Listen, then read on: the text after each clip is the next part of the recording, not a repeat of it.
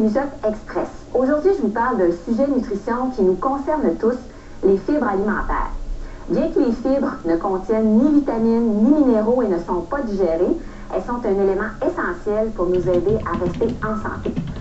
Au Canada, on recommande de consommer 25 à 35 grammes de fibres par jour. Voici donc quelques aliments que vous pouvez ajouter au souper pour augmenter votre apport en fibres. D'abord, une tasse de haricots cuits, peu importe le type. C'est vraiment une très bonne source, ça contient environ 10 grammes et vous pouvez les apprêter de différentes façons. Vous avez aussi une tasse de pâte de blé entier cuite, qui est une très bonne source, une patate douce cuite avec la pelure et aussi une tasse de framboise. Un bon truc pour connaître la quantité de fibres que les enfants ont besoin est d'ajouter 5 grammes à leur âge. Donc, un enfant de 5 ans a besoin de 10 grammes de fibres par jour. En conclusion, pour atteindre notre besoin en fibres, l'important, c'est de varier son alimentation. Si vous voulez consulter ma chronique, visitez qu'est-ce-qui-mijote.com. À bientôt. Qu'est-ce qui mijote Express vous a été présenté par Triscuit. De bonnes habitudes, ça se tisse au quotidien.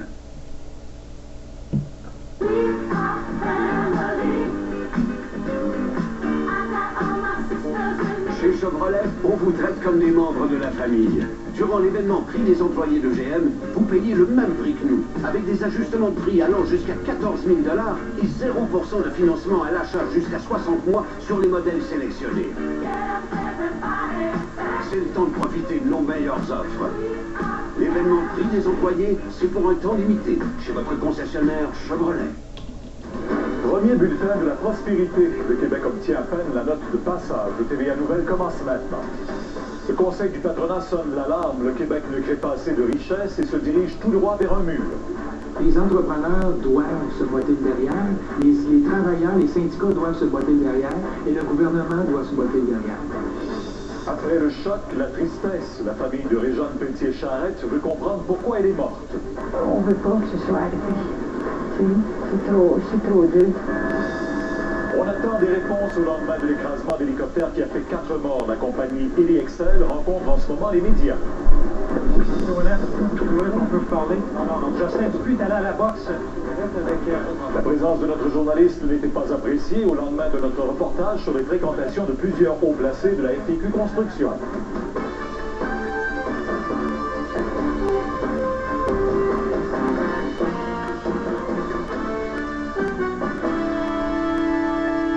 Bonne fin de journée. Alors, le Conseil du patronat qui dresse un portrait plutôt sombre du Québec. Une étude d'une 50aine de pages. En fait, l'organisme donne à peine la note de passage au Québec dans ce tout premier bulletin de la prospérité. Alors, on va voir avec Alain Laforêt et Robert Plouffe l'état de notre économie, entre autres.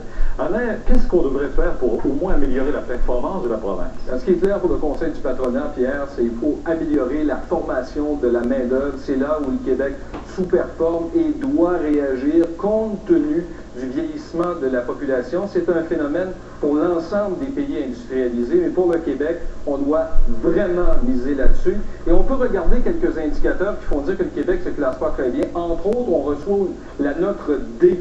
Au niveau des jeunes adultes sans diplôme d'études secondaires, on parle carrément là du décrochage scolaire. Autre situation préoccupante, c'est la formation reliée à l'emploi. On le sait, les travailleurs âgés partent très rapidement à la retraite à partir de l'âge de 55, 60 ans, ils vont quitter le travail et les autres ont peu de formation pour se réintégrer sur le marché du travail. L'intégration des immigrants, c'est également un problème, énorme taux de chômage chez les immigrants. On dit que c'est 50% de plus que ceux qui sont nés au Québec, les Québécois de souche. Les coûts de la main-d'œuvre, c'est très problématique pour les employeurs. Le coût sur la taxe sur la masse salariale, c'est 30% plus élevé qu'en Ontario. La réglementation également très compliquée. Une note de D au niveau de la réglementation parce qu'on demande aux entreprises de produire énormément de documents. Et si vous avez remarqué dans ces tableaux, on voit souvent le 4 sur 4, c'est que le Québec se classe presque toujours au 4e rang des provinces canadiennes qui ont été comparées. On parle entre autres de l'Alberta, de la Colombie-Britannique et de l'Ontario. On peut écouter le président du Conseil du patronat. Tout le monde, les entrepreneurs doivent se botter le derrière, les travailleurs, les syndicats doivent se botter le derrière, et le gouvernement doit se botter le derrière. C'est pas une électrochoc, c'est une réalité. On oublie toujours de dire que de tous les pays occidentaux, c'est le Québec qui a le mieux passé à travers la crise. Ben, si si bien passé à travers la crise, c'est que la situation ne doit pas être si épouvantable que ça. Du point de vue du déficit budgétaire, le déficit budgétaire du Québec est de 1,6% du PIB actuellement. Celui des États-Unis est de 10%. Celui de la Grèce, qui a fait la manchette, est de 13,5%. Reportage par merci. On va aller à Robert du côté de Québec parce que ce bulletin fait réagir. Bien sûr, même les ministres du gouvernement admettent qu'il y a place à l'amélioration. Oui, Pierre, on n'utilise pas l'expression se botter le derrière, mais oui, on reconnaît que on ne peut pas se contenter d'une note de passage, la fameuse note C. Alors, entre autres, Raymond Bachand dit qu'on a déjà fait des efforts au Québec pour alléger la réglementation auprès des entreprises et il reconnaît qu'il y a encore du travail à faire de ce côté. Sa collègue à l'immigration, la nouvelle ministre de l'immigration, Kathleen Veil, elle dit, reconnaît aussi que Montréal est toujours bonne dernière quand vient le temps de parler d'intégration des immigrants. Et le Québec se classe aussi souvent, trop souvent bon dernier également. Donc, elle veut travailler sur la rétention de la main-d'œuvre étrangère, des étudiants étrangers et favoriser justement leur intégration. Peut-être vous dire quand même que les partis d'opposition, eux, s'inquiètent d'une note en particulier, Pierre. C'est celle sur le taux d'endettement du Québec, la note D. Et eux pensent qu'on va avoir de la difficulté au Québec d'améliorer toutes les autres notes si cette note-là reste à D. Donc, je vous invite à écouter en rafale les partis d'opposition et la réaction du ministre du Développement économique, M. Gignac. Dans le futur, là, on va avoir beaucoup plus de difficultés à s'améliorer, à faire des progrès, parce que nous sommes plus endettés. Si on avait des D partout, mais un A à l'endettement, c'est-à-dire si on était plus endetté, on pourrait probablement plus facilement corriger la situation. Quand on sait que les Québécois vont absorber près de 12 milliards de dollars de taxation additionnelle pour revenir à l'équilibre budgétaire, ben aujourd'hui, quand on regarde la situation, il n'est pas surprenant que la fibre entrepreneuriale soit à la baisse au Québec. Si on veut arrêter l'endettement, il faut d'abord retourner à l'équilibre budgétaire, et le Québec est une des provinces qui va retourner à l'équilibre budgétaire bien avant les autres.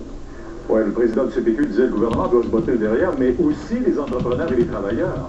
Oui, et dans ce sens-là, le ministre, entre autres, Raymond Bachand, dit que c'est une responsabilité partagée. Le gouvernement a assez d'efforts à faire et il invite les entreprises à également faire en sorte d'investir davantage dans leur équipement. C'est la meilleure façon d'être concurrentiel. Et Mme Veil invite aussi les entrepreneurs à les aider à intégrer la main-d'œuvre étrangère. Merci. Restez là parce qu'un peu plus tard, le président du CPQ sera avec nous et aussi Jean Lapierre sera là pour analyser ce bilan de la prospérité plus tard dans ce bulletin. Beaucoup d'émotions à Sherbrooke au lendemain de la découverte du corps de la femme de 82 ans qui manquait à l'appel depuis vendredi. En fait, vous voyez aujourd'hui des résidents du secteur qui ont pris le temps d'aller déposer des fleurs devant la maison de Réjeanne Charette-Pelletier ce matin. Anne, cependant, le corps de l'octogénaire a été retrouvé, mais le travail des enquêteurs ne fait que commencer. Là. Oui, plus de 20 heures, Pierre, après la découverte de sa dépouille. Regardez sur le terrain ce soir, sur la scène de crime, il y a encore énormément de policiers dans ce champ, donc où on a découvert hier soir la dépouille de Mme Charette-Pelletier à exactement 1,5 km de sa résidence face à une base de plein air, chemin Blanchette dans le secteur de Rock-Forest. Et autant dans les airs que sur le terrain, Pierre, on sent que la stratégie policière a été modifiée en cours de route cet après-midi. Les enquêteurs, les policiers recherchent des indices, des éléments de preuve. On a fouillé des ravins, des fossés dans différents quartiers résidentiels tout près de la scène du crime. On a fouillé à nouveau les abords de la propriété de la dame. Selon nos informations, Pierre, le corps de la victime aurait été déposé à cet endroit vendredi, donc jour où la dame a été portée disparue. L'autopsie devait être pratiquée aujourd'hui sur le corps de la dame, donc ça va probablement aider les enquêteurs dans leur travail. On ne sait toujours pas si son corps portait des marques de violence, mais aujourd'hui, près de 24 heures après la découverte du corps, sa famille, ses proches veulent comprendre pourquoi on s'en est pris à cette dame sans défense. Là, j'arrêtais pas de demander, t'es sûr, là? T'es sûr que c'est vrai, là? T'es sûr que c'est arrivé, là? Parce que on veut pas que ce soit arrivé. C'est trop dur. Très en colère, là. Donc, les petits voyous que des fois, il faut se méfier. On pense non, ils ont 16 ans, mais ils sont capables de faire ça aussi. Famille durement éprouvée et tout un voisinage aussi. Ah oui, tout le voisinage, c'est un mélange, je vous dirais, Pierre, de colère et de tristesse. L'adolescent de 16 ans qui a été accusé hier d'enlèvement, de séquestration, vol et recel relativement au dossier, pourrait faire face à une accusation encore plus grave, soit de meurtre, lorsque l'enquête, évidemment, sera terminée. Mais l'heure, aujourd'hui, est au recueillement. Merci, Anne. Je pense que c'est un geste que, juste pour penser à elle, là, c'est important. On dirait que ce matin, c'est parce que je pense que vous l'avez vécu. Pierre, on vous tient au courant si jamais il y a d'autres développements. Si vous avez le rapport de l'autopsie ou quoi que ce soit. Merci. Au revoir.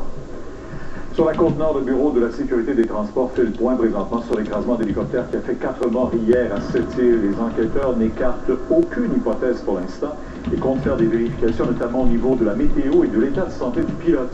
Le BST va rapporter toutes les pièces de l'hélicoptère à Ottawa pour mener une expertise complète. La compagnie Heli-Expert va faire le point dans les prochaines minutes. De nombreux cas de gale imaginés qui ont fait leur apparition dans 2 centres de soins de longue durée à Saint-Jérôme. Mathieu, on parle de dizaines de personnes qui pourraient avoir été affectées. Là.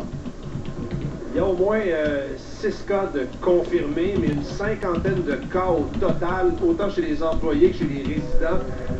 Des gens, des cas qui présentent des symptômes, effectivement, de la gale. Ça a commencé surtout la semaine dernière, il y a des diagnostics qui ont été posés. Donc aujourd'hui, l'opération nettoyage commence.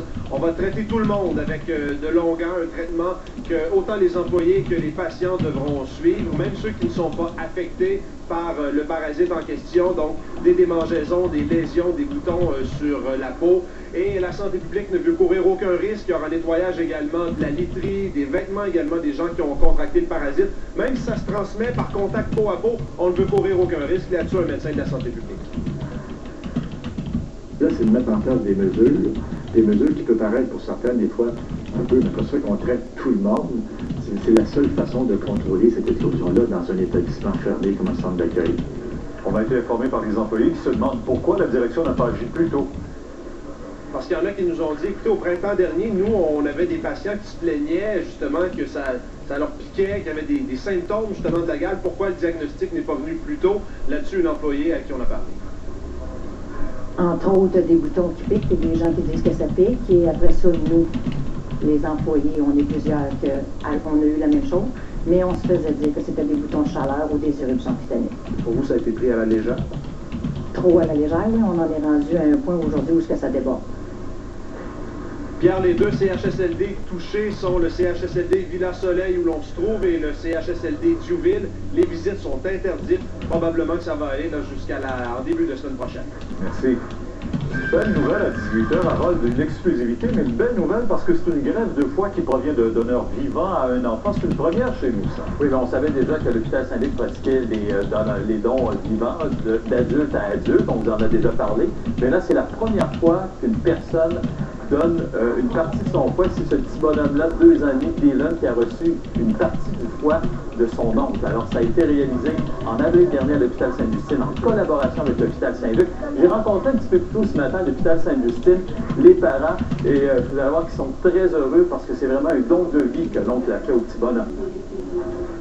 Dans le fond, les vrais héros, c'est Steve et Dylan. C'est eux qui ont passé par le chemin. Il n'y a pas de mots pour décrire ça. Je veux dire, c'est le plus beau cadeau que quelqu'un peut vous faire. Alors, on va vous raconter à 18h comment tout ça s'est passé avec l'équipe du docteur Michel Lallier de l'hôpital Sainte-Justine. Très belle nouvelle. À tantôt. Merci. Aussi au TVA Nouvelles, Alexandra, d'abord, des artistes unis pour les pêcheurs du Golfe Mexique. Oui, c'est une initiative de Zachary Richard qui a embarqué toute sa bande d'amis dans ce projet-là. Vous allez voir tout à l'heure, c'est assez bien entouré. Des surprises, Jean-Paul, à la Coupe Brothers? Ben, en tout cas, ça s'est arrêté un petit peu cet après-midi au grand plaisir des organisateurs sûrement, parce que Caroline Wozniacki, qui est maintenant la favorite pour l'emporter, a gagné son match, mais ça n'a pas été nécessairement facile. On a vu l'île des nuages plus présent aujourd'hui. Oui, Pierre, plus de nuages que ce qui était plus prévu, un peu plus frais aussi, mais demain on aura droit à une magnifique journée, ce sera plus chaud, plus humide, mais à nouveau peut-être des nuages, averses et orages en toute fin de journée, on regarde ça ensemble un peu plus tard. Plus sans pluie. Alors, qu'est-ce qui se passe du côté des chantiers de construction maintenant? Il n'y a pas eu de coup de marteau dans plusieurs régions du Québec, la grève générale sera fait limitée. Hey! J'ai vu que Belle était chez vous hier. Ouais. On vient juste de passer à Fibre. Fibre? L'Internet sur fibre optique. Je peux partager n'importe quoi jusqu'à 7 fois plus vite que le câble par plus. On a eu l'installation sans fil gratuit.